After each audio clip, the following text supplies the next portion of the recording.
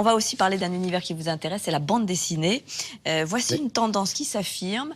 On va le découvrir ensemble, des albums qui prennent pour sujet la vulgarisation scientifique.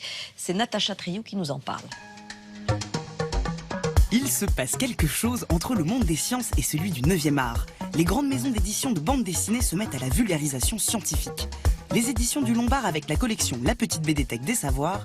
Pour Casterman, la collection Sociorama et prochainement Delcourt associe chercheurs et auteurs. Zoologie, astrophysique, médecine, sociologie, sciences sociales et sciences dures, toutes sont mises en bulle. Alors comment s'explique ce phénomène nouveau et pourquoi cette alchimie entre les dessinateurs et les savants, mise en équation avec le spécialiste Benoît Peters? Je crois qu'on est en train de voir dans le monde de la bande dessinée une diversification extraordinaire. On s'aperçoit que la bande dessinée peut traiter de sujets politiques, peut traiter de sujets intimes, peut faire du grand reportage ou qu'elle peut faire de la vulgarisation scientifique.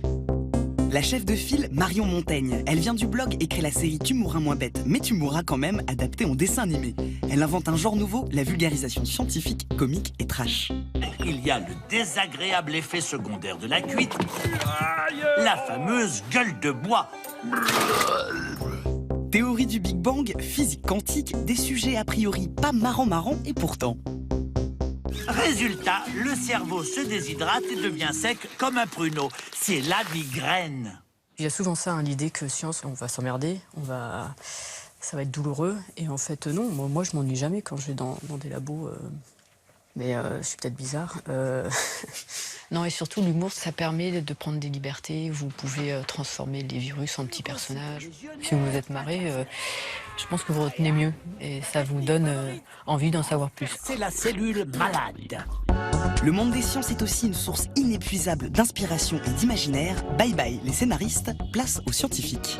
Ce qui est super, c'est que la réalité dépasse la fiction, quoi. Quand on rencontre un spécialiste qui nous explique ce qu'il fait, tous les tests qui ont été faits avant qu'il y ait des trucs bioéthiques et que tout était possible, quand ils testaient même sur eux-mêmes, on n'aurait même pas osé le mettre dans un scénario. C'est très très riche, on n'a pas idée des endroits totalement insolites aussi. Vous avez des accélérateurs de particules un peu partout, il y en a même dans le Louvre, sous le Louvre. Au centre de ces albums, la figure du chercheur, le médiateur, c'est lui, le scientifique. Il y a souvent une manière de faire du scientifique un personnage. C'est le cas dans le mystère du monde quantique, mais c'est aussi le cas dans l'album sur l'univers avec Hubert Reeves. N'oublions pas que dans la bande dessinée, on avait autrefois le professeur Tournesol, par exemple. Et Tournesol chez Hergé, c'est un scientifique qui peut nous plonger au cœur de découvertes importantes. Dans Objectif Lune, on a une véritable histoire de la conquête de l'espace. Et pour mettre en scène le savoir, le dessin est un atout majeur. Le dessin a la capacité de symboliser, de représenter, de changer sans arrêt d'échelle. Et je crois que cette élasticité du langage de la bande dessinée lui permet de représenter très bien les réalités les plus compliquées. Je pense que c'est le mot fameux de Nietzsche sur le gai savoir. Gai savoir ne veut pas forcément dire drôle, mais veut dire que c'est porteur d'une générosité, porteur d'une envie, d'un désir, et pas simplement de faire un cours en le rendant faussement amusant.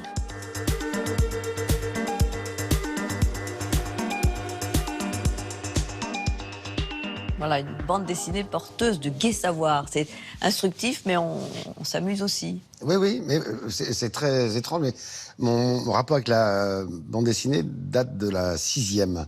C'est-à-dire que j'ai dû réapprendre à lire parce que j'étais cobaye de la méthode globale. J'étais dyslexique, dysorthographique, hélas. Et donc, on m'a réappris à lire grâce à la bande dessinée. Donc, la bande dessinée, pour moi, ça a été vraiment très important parce que ça... Donc, j'en ai 5000 chez moi, c'est pour vous dire. J'en ai... Avec des favoris quand vous étiez petit? Oui, oui, bien sûr. Tintin, Black et Mortimer, etc. C'était des... Enfin, tout ce qui était Tintin. J'étais plus Tintin. Puis après, ça a été Astérix et compagnie, moi, etc. Enfin, bon, peu importe. Et le fait d'avoir quelque chose de ludique entre les mains fait que j'ai appris à lire avec ça. Puis évidemment, après, j'ai lu les grands auteurs, ce qu'il fallait pour avoir une vie bien remplie.